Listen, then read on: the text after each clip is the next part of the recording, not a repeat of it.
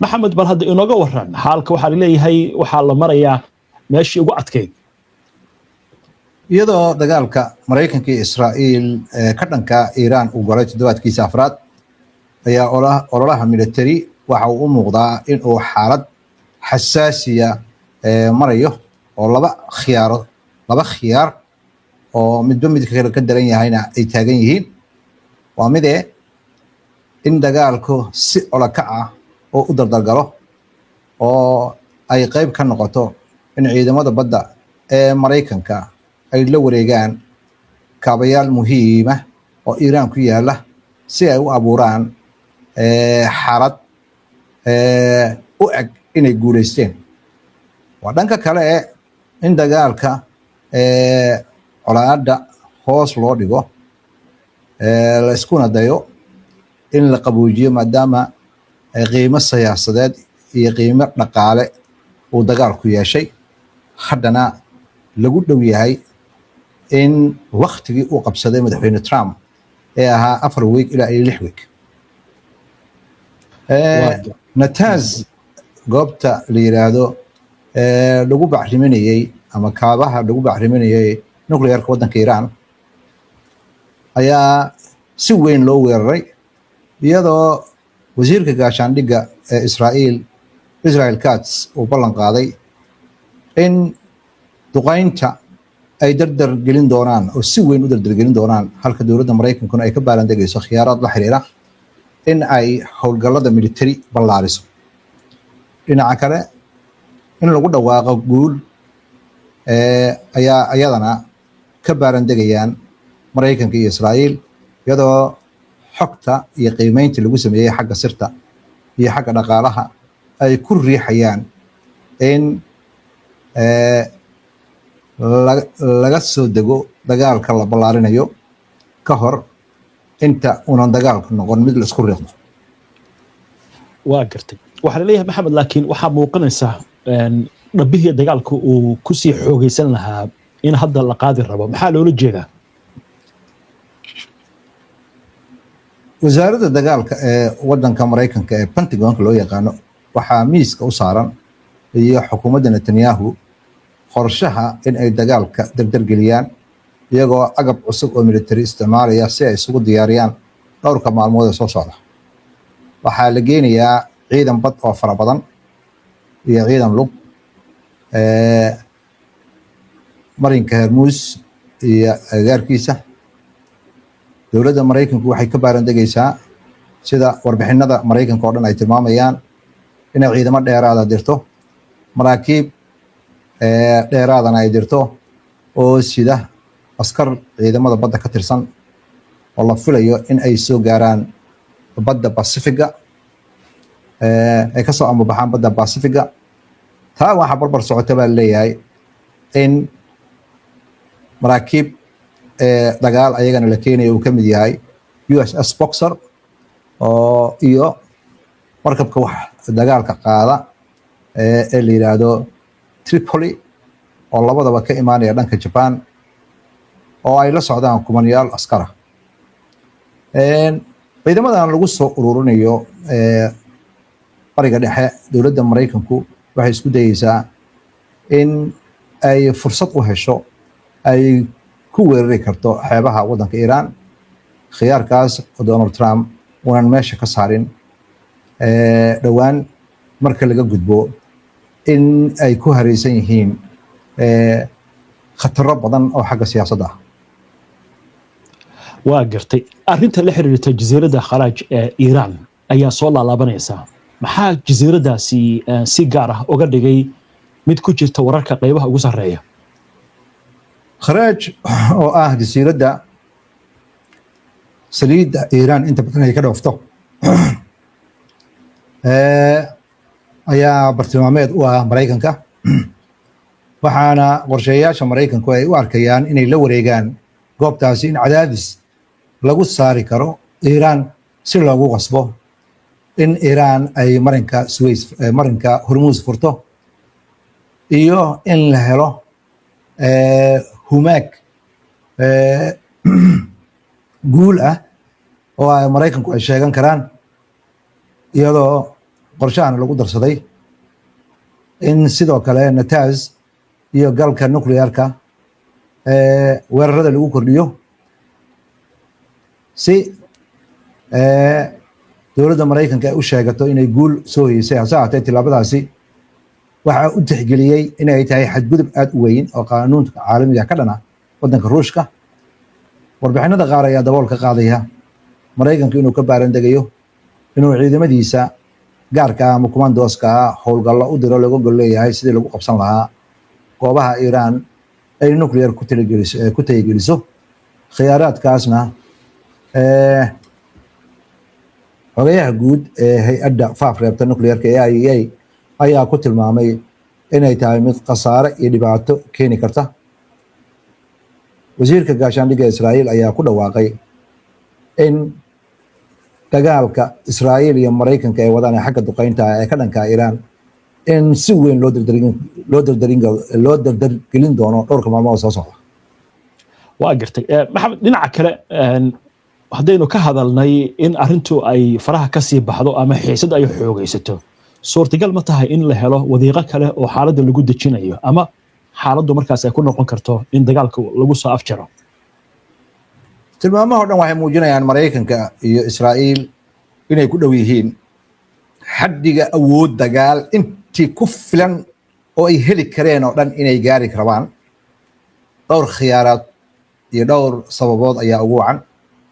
wiigii toddobaad ayaa hadda wiigii afraad aan iraahdee wiigii afraad ayaa hadda madaxweynaha Mareykanka hore u sheegay ayaa hadda la galay. Trump ayaa hore oga hadlay dagaalka in uu socon doono ilaa 4 wiig ama ka yar ka hor inta aqalka cad saraakiil ka tirsan ayna ku qiyaaseen dagaalka inuu socon doono 4 wiig ilaa 6 wiig inta ayna xaaladdu ku soo noqon si caadi ah. iyadoo wiigii afraad hadda la galay, waqtigii hore loo qabsaday ayaa hadda gabaabsi ku jira. waxay ku talagashanaayeen howlgal kooban in ay qaadaan oo waqtigaas ay ku qabsadaan. ku dhawaaqidda marka guul iyo bayaanada ku saabsan ayaa dhowrkii maalmood ugu dambeeyey u muuqday in la isu diyaarinayay sidii dagaalka looga bixi lahaa, iyadoo Netanyahu uu ku andacooday Israa'iil inay dagaal ku guuleysanayso, Iranna la burburiyey.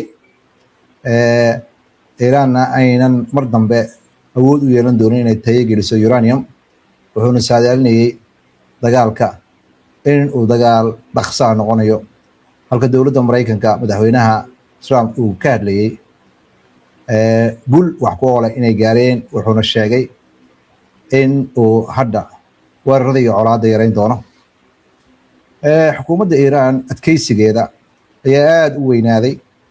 Netanyahu bayaanada uu soo saarayo oo ah in Iran la burburiyey waxaa ka hor imaanaysa qiimeynta ay sameynayaan ciidamada sirta ee waddanka Mareykanka iyo agaasimaha ciidamada sirta oo ku adkeysanaya Iran xukuumaddaasi inay tahay xukuumad awood leh, si weyn u wada shaqeynaysa oo isku xiran, kuna dhoweyn in xukuumaddaasi ay burburto ama xukunka laga tuuro. khilaafka marka labadaas ra'yi ayaa su'aalo badan ka dhalanayaan oo ah in duqeynta la dheereeyo, in lagu keeni karo isbeddel degdega inuu yimaado ayay ku rajo weyn yihiin, laakiin arrintaas waa adag tahay. waa gartay. marka laga tago intaasi, waxaa laleeyahay khasaaraha dagaalka iyo saameyntiisa ayaa sii kordhaya.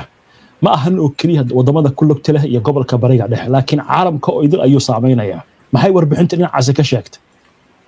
macluumaad laga helay xagga militariga, kharashka dagaalka ku baxayo ayaa hadda waxa uu gaarsan yahay mid culays weyn leh oo muhiimadiisa leh. suuqyada oo dhan ayaa hadda waxa ay sheegeen in khasaare uu soo gaaray xaddigii saliidda ee gobolka bariga dhexe ka soo baxayay oo hoos u dhacay 400 milyan oo barmiil. qiimahana aad ayuu u kordhay oo waxa uu gaaray 50%. bariga dhexe saliiddii ka imaanaysay ayaa hadda waxay maraysaa heerkii ugu sarreeyey, waxayna ku dhowdahay barmiilkiiba $164. halka ascaarta caalamigaani hadda ay ka koreyso boqolkiiba $110. shidaalka diyaaradaha ee Yurub ayaa hadda waxa uu gaaray $220 barmiilkiiba. arrinta aad xasaasiga u ah oo dharbaaxyada weyna waxay tahay ascaarta cunnada, iyadoo saddex qaybood markii loo qaybiyo bacrimiyaasha beeraleyda ay cunnada ku beeraan ay ka yimaadaan gobolka bariga dhexe soo maraan Hormuuz, ayaa waxaa hay-aduhu ay qiyaasayaan in ascaartu ay kordhayso boqolkiiba 30 ilaa 40, iyadoo dowladda Mareykanka gudaheedana dagaalka uu hadda isu bedelay culays siyaasadeed. shidaalka waddanka Mareykanka hadda waxa uu gaaray $4 ayuu gaaray galonkii. madaxweyne Trump wuxuu isku dayayaa in uu sicirkaas aad u kordhay oo meesha ka saaro, isagoo amray in 172 milyan oo fuusto oo kaydka istiraatiijiga ah la fasaxo 60 maalmoodna la joojiyo ascaarta lagu darayo shidaalka. saatee khabiirada ayaa waxay leeyihiin saameyntaasi waa mid aan wax weyn ahayn, iyadoo doorashadii xilliga dhexe ay soo dhowdahay oo November la qaban doono ayaa walwal waxaa jira soo taraya oo ah xisbiga jamhuuriga in cawaaqib xun uu ku imaan doono oo ka dhashay qalalaasahan xagga dhaqaalaha ah, oo laga yaabo in codbixiyayaasha ay saameyn ku yeelato culayskan dhaqaalaha ah, iyadoo digniino fara badan ay ka imaanayaan aqalka cad la taliyaashiisa oo ay leeyihiin waa in la helaa istiraatiijiyad cad oo dagaalkan Iiraan lagula jiro looga baxayo. waa tahay annagoo ka ambaqaadayna istiraatiijiyadaas cad toddobaadkii afraad dagaalku xaggee u jihaysan doonaa baa leeyahay. marka calaamadaha colaadda oo dhan waxa ay tilmaamayaan maamulka Trump in laba khiyaar ay ku soo food yeelanayaan dhowrka maalmood soo socda.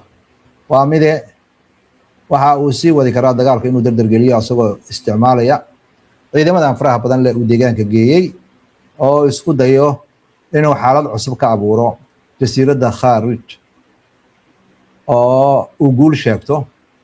taa khasaaraheedana waxa weeye baa leeyahay in dagaal ballaaran uu dhaco oo gacanta la isula tegay. arrinta labaad waxa weeye in guusha military la xasiliyo iyadoo lagu saleynayo burburka Iiraan loo geystay kaabayaasheeda oo Mareykanku buunbuunanayo. si tartiibana loo bilaabo in culayska laga qaado qalalaasaha ka jira marinka Hormuuz iyo culayskan faraha badan iyo dhiiqadan la galay ee shidaalka caalamka iyo ay saameynta ku yeeshay caalamka iyo dowladda Mareykanka xulafadeeda. waxaa cad in dagaalkan uu hadda galay toddobaadkii afraad. bartilmaameedyadii ay haysteen reer galbeedkana sida dhaqsada lagu burburin karay oo dhana la leeyahay in ay wada gaareen. tilaabada xigta waxa ay noqon kartaa baa leeyahay in la dardargeliyo dagaalka, ama in dagaalka in laga baxo ay qasab noqoto sababo la xiriira xagga dhaqaalaha iyo kharashka baxaya oo aad u kordha.